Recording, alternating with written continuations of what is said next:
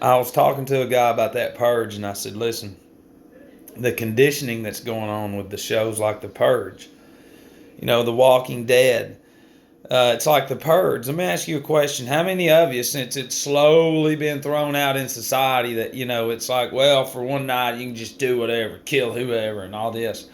And how many of us have actually thought about whether the fear factor of it, of hiding all night, or what would we do, or actually retaliating against someone that we don't like and we know we could get away with it.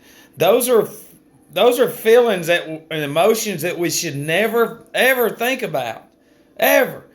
And then the more, and it's like The Walking Dead. I know an individual who got jammed up on some shit and came out of the woods barely alive, and the individual that came up on him when the law gets there, and it's like, yeah, looks like The Walking Dead coming out, and it's like, see, that's the damn thing. And it's like, oh shit, they're real. And it's like, no, they ain't. My whole point is we don't watch TV to differentiate the bad from the good. We watch it to make our minds, for those endorphins, the same thing that drugs and alcohol give us. The same. It changes us just like drugs and alcohol. It makes our decisions for us, and it does. And but whenever you keep seeing something over and over, it normalizes within our minds. It normalizes within these gadgets now, and the little games that you play and stuff, like whatever it is, the different kind of games that we play, that the people when they die now are more realistic. Why is it that the bodies on these little apps look more realistic in the PlayStation and all that stuff now? It looks so real. See, and it's normalizing that shit for us. So when somebody gets smashed out here in society, we just keep going around them like a dead animal in the street. Nobody can see that. We watch it every day. They say that the average adolescent child from 5 to 16 witnesses like 60,000 murders on TV. But since we have all these different apps and games and war games and shit, I'm going to say it's 1 million. For 10 years, they're going to see 1 million murders going into their subconscious. But yet, there's nothing wrong with society, Matt. On top of that, the medication going on top of that. And then on top of that, the foods that have been modified, that are fake as shit. Sugar's fake. It's all fake. It's modified shit.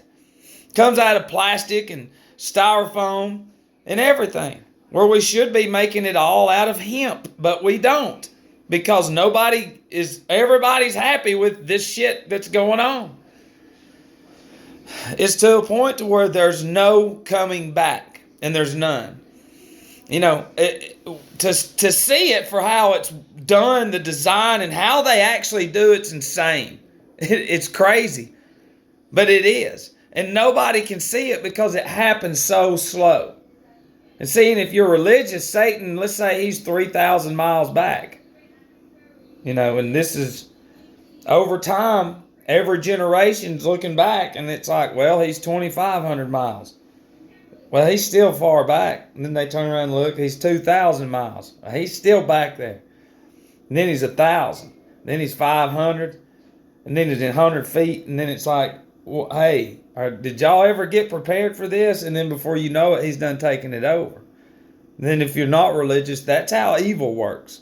That's exactly how that shit works. Evil conditions the mind to believe that doing bad shit is actually good. We justify it. If everybody else is doing it, it's fine. They say on the news, by God, it's fine, then I can fucking do it. They say it's fine all the time, and that's where we're at. But pay attention to what you're watching. Think about that. Think about, slowly start thinking about how can we as humans be conditioned? And then once you start identifying certain things, you'll be thinking about it more often instead of just sitting there watching that shit going nowhere, getting stupid as hell, being dumb. Feeling the same endorphins that drugs and alcohol and porn and all that other shit gives us. The exact same. If our health is getting worse because we can't quit watching TV, you're no different than drugs and alcohol.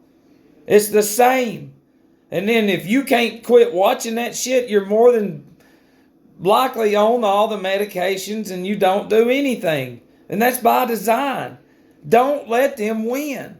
Don't let them make you decide, or your decisions don't need to come from what you're watching and shit, and your emotions and the way you fear things and everything. That's all that shit is made up, and it's designed to slowly change humanity, to change everything. And we cannot think long enough outside the box to see what's actually going on. 50 years ago, anybody in their right mind would be, if they knew what we'd be watching now and all the children would have in their hands, do you actually think that they would vote that shit in? No, they wouldn't. These children have no chance. In 25 years, you have no idea where the fuck this nation's going to be. And it ain't going to be good. And it ain't.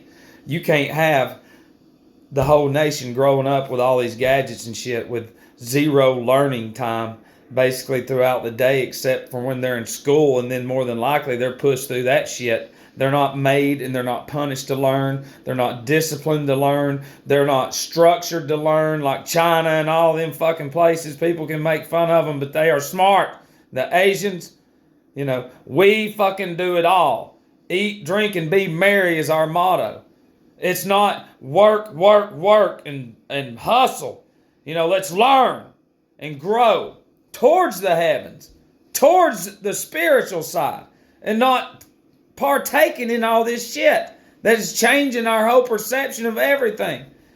Our whole intuitive faculties are gone about how everything is and was. It is. We depend solely on man for everything. Medications, food, everything. Everything. Shelter, warmth, anything you can think of, man, we depend on it. A lot of stuff to think about. I love you.